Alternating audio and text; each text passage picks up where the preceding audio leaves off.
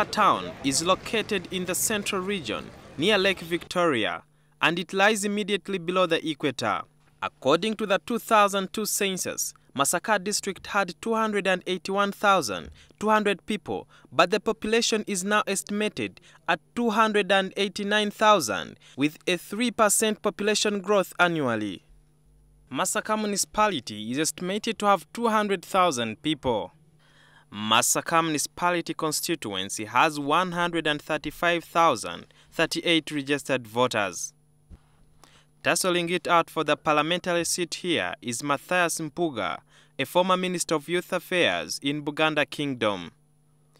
He is on the independent ticket, but is a key member of the Subi Pressure Group, a Buganda vote mobilization vehicle, which is now part of the opposition inter-party cooperation. The incumbent, John Baptist Kawanga, is seeking to retain his seat on the Democratic Party DP ticket. The NRM party candidate is Francis Kiza Mujobe. Former Busiro East MP Susan Nakauchi, elected on FDC ticket in 2006, has not only relocated to Masaka but is also standing as an independent candidate. The other independent candidates are Peter Mutesasira and Geoffrey Senyondo. In the 2001 race, JB Kawanga beat NRM's Mujobe by 1,500 votes. In the 2006 polls, Kawanga again defeated Mujobe, but this time with a 500-vote margin. This municipality is one of the 3 constituencies in the district.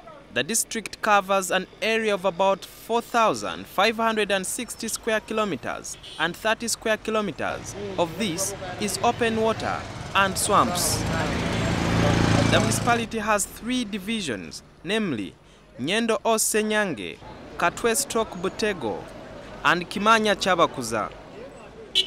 The municipality is a peri-urban area, hosting the administrative and business hubs. Masaka was among the most developed districts in the 1970s, but has declined economically, and its infrastructure like roads dilapidated, especially after the 1979 war to oust then-President Idi Amin. In the 2010-2011 financial year, the district budgeted for 11.8 billion shillings for primary health care, rural water and sanitation, school infrastructure and road rehabilitation. But these billions have not created significant change. The town still has bad roads with potholes. Masaka town is awash with the posters of mainly opposition politicians, a manifestation of its previous status as an opposition. The Democratic Party has conquered here since 1980s. But after 2001, there has been numerous divisions in the opposition ranks.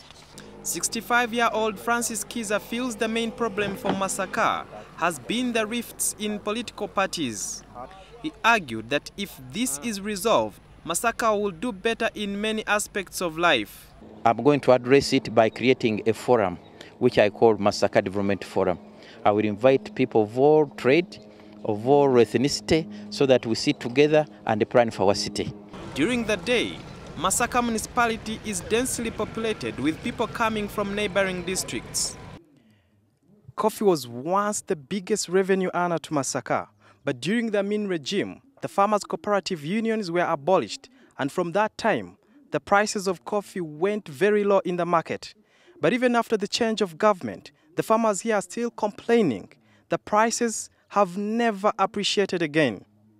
In the 1970s and 1980s, coffee was mainly smuggled to Kenya and Tanzania, and the prices were favorable to farmers.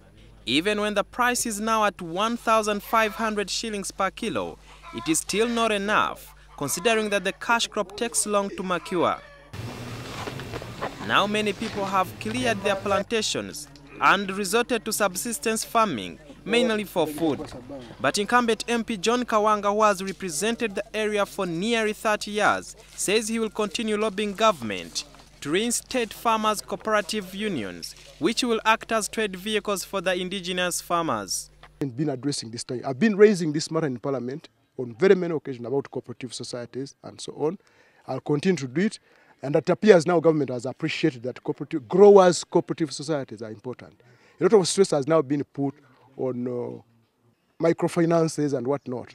But you cannot lend somebody who is not producing. We don't need government to revitalize cooperatives. The people of Bugishu are a very good example. I don't think government was there when they're doing it. The government can find us on the way. Subi's Matthias Mpuga, who nearly crashed out of the race after he was shot in the leg, feels the municipality and the district at large needs remobilization to reduce the levels of unemployment. These people are food growers. The food they eat is the same food chicken eats or poultry eats. So there's no way they are going to tell me they cannot do this. They have a market around them.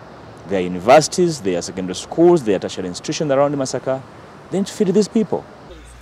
Another MP contender, Susan Nakauchi, feels that through public awareness and lobbying government for funds, this problem will be lessened.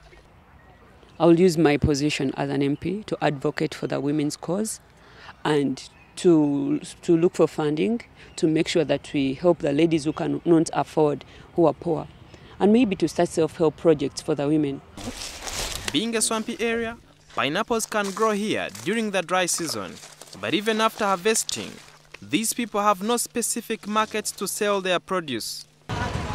Residents periodically turn some of the roads into markets, mainly on Fridays. We, the youth, are mainly employed in the market. It should be modern. Fortunately, now government has agreed to put up 2 markets in Masaka Municipality, in the center one and the one in Nyendo. This market in Nyendo town, just a few kilometers from Masaka town, lies on a huge piece of land and is nearly falling apart. Those who can't sell here carry their produce to the roadsides. This fish, commonly known as mamba, and is got from Lake Wamala about 140 kilometers away, making it expensive. A big fish costs between 40,000 to 60,000 shillings. These women are making a living and hope their next MP would make their lives better by addressing the most crucial issues. We need leaders who will care for us. High taxes are affecting our productivity. Parliament should reduce the taxes. Tax system or tax regime does not promote small business people. It instead punishes them for being creative. We need to come up with a grand system that is going to overhaul the way our people are taxed. Many people who make money here invest it in Kampala, a business strategy that residents here feel is responsible for their slow development. Many of our wealthy people should return from Kampala to develop their area. Corruption also remains a big problem. Billions of money intended for the welfare of people have been swindled.